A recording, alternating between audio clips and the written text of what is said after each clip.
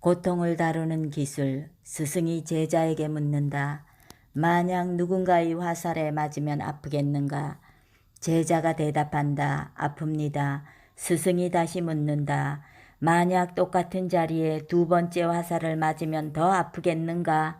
제자가 말한다. 몹시 아픕니다. 그러자 스승이 말한다. 살아있는 한 누구나 화살을 피할 수 없다. 그러나 그 일로 인한 감정적 고통은 우리의 선택에 달려 있다. 첫 번째 화살은 실제로 일어난 사건이고 두 번째 화살은 그 사건에 대한 감정적 반응이다. 상실과 실패와 재난은 누구의 삶에나 일어난다. 그러나 고통의 대부분은 실제의 사건 그 자체보다 그것에 대한 감정적 반응으로 더 심화된다. 인생이 고통이라고 말하지만 우리가 가장 많이 맞는 화살은 스스로 자신에게 쏘는 두 번째 화살이다. 첫 번째 화살을 맞을 때마다 우리는 즉각적으로 두 번째 화살을 자신에게 쏘기 시작하며 이 두 번째 화살이 첫 번째 화살의 고통을 몇 배나 증폭시킨다. 한 여성이 20년 전에 이혼을 했다. 그 20년 동안 그녀는 전 남편의 부당한 행동에 화가 난 채로 고통스럽게 살았다. 자식들과 친구들 앞에서 그에 대한 비난을 멈추지 않았다. 그리고 어떤 남자도 믿지 않았기 때문에 누구와도 한 달 이상 관계를 지속하지 못했다. 스스로 쏜 두 번째 화살이 너무 많이 박혀 있어서 사랑의 감정이 싹들 공간이 없었다.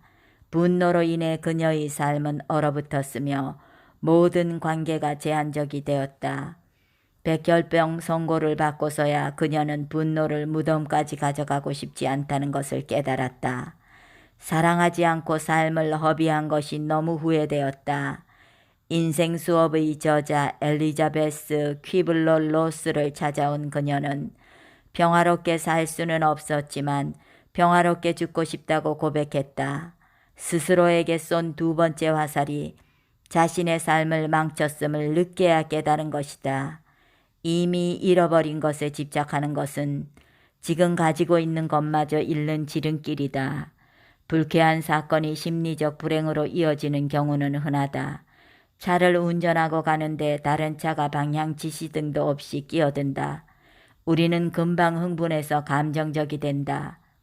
두 번째 화살이 이성을 마비시키고 맥박수를 증가시킨다. 주말을 비워두고 명상 프로그램에 등록했는데 하루 전에야 취소 연락이 온다. 숲속 명상센터에서 마음의 평화를 얻으려던 계획은 한순간에 분노의 감정으로 바뀌어 주최 측과 자신에게 두 번째 화살을 쏘기 시작한다. 선의의 마음을 가지고 도와주었는데 돌아온 것은 배신이다. 형제와 친구 사이에서 흔히 일어나는 일이다. 그 경험만으로도 상처가 큰데 두고두고 우리를 괴롭히는 것은 스스로에게 쏘는 감정적 화살이다. 내 친구가 터무니없는 누명을 쓴 적이 있다. 그로선 억울한 일이었지만 인간 심리의 왜곡된 면을 바로잡기는 쉽지 않다. 진실하고 정의롭다고 자부하는 이들도 자신의 이익과 질투심 때문에 누군가를 희생양으로 삼곤 한다.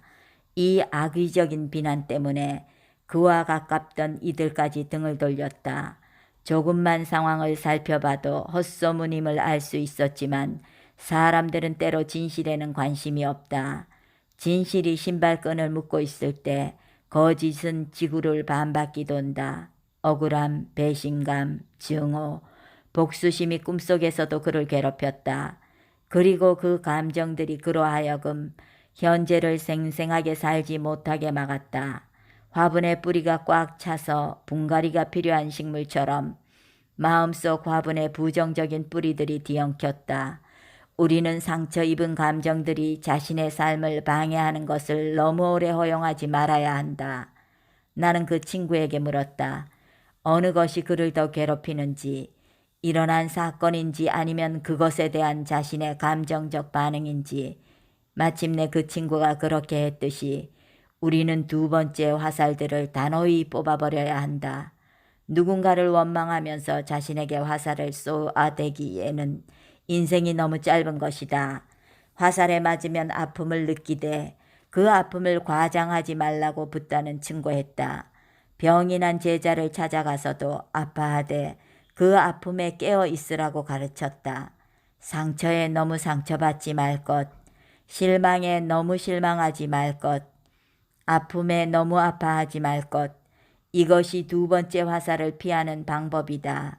잠시 아플 뿐이고 잠시 화가 날 뿐이고 잠시 슬플 뿐이면 되는 것이다. 그 순간이 지나면 우리는 다시 맑고 투명해진다. 우리는 첫 번째 화살의 반응을 보이는 데는 익숙하지만 두 번째 화살을 다루는 데는 매우 서툴다. 칼루 림포체는 말한다. 용서는 나에게 상처를 준 사람을 해방시켜주는 일이 아니다. 그 사람을 향한 원망과 분노와 증오에서 나 자신이 해방되는 일이다. 누구에게나 일어나는 그 사건들을 우리는 즉각적으로 개인화시키고 감정을 투영한다. 일어난 일이 아니라 일어난 일에 대한 우리의 해석이 우리를 더 상처 입히는 것이다. 고통으로부터의 자유는 문제로부터의 해방이 아니라 문제를 더 복잡하게 만들지 않는 마음에서 온다. 밖에서 날아오는 화살은 피하거나 도망치면 그만이다. 그러나 자기 안에서 스스로에게 쏘는 화살은 피할 길이 없다. 정신의 가장 해로운 일이 되새김이다. 마음속의 되새김은 독화살과 같다. 문제를 느끼는 것은 좋다. 그러나 그 문제 때문에 쓰러지지는 말라라는 말이 있다. 첫 번째 화살을 맞는 것은 사실 큰 일이 아니다. 그 화살은 우리의 선택에 달린 것이 아니기 때문이다. 첫 번째 화살 때문에 자신에게 두 번째 화살을 쏘는 일이 더 큰 일이다. 이 두 번째 화살을 피하는 것은 마음의 선택에 달려 있다. 외부의 일에 자신의 삶을 희생하지 않겠다는 강한 의지이다. 자신이 원치 않는 일들이 일어날 때마다 이것을 기억해야 한다. 나는 나 자신에게 두 번째 화살을 쏠 것인가? 삶은 고통스럽다. 그러나 어리석으면 더 고통스럽다.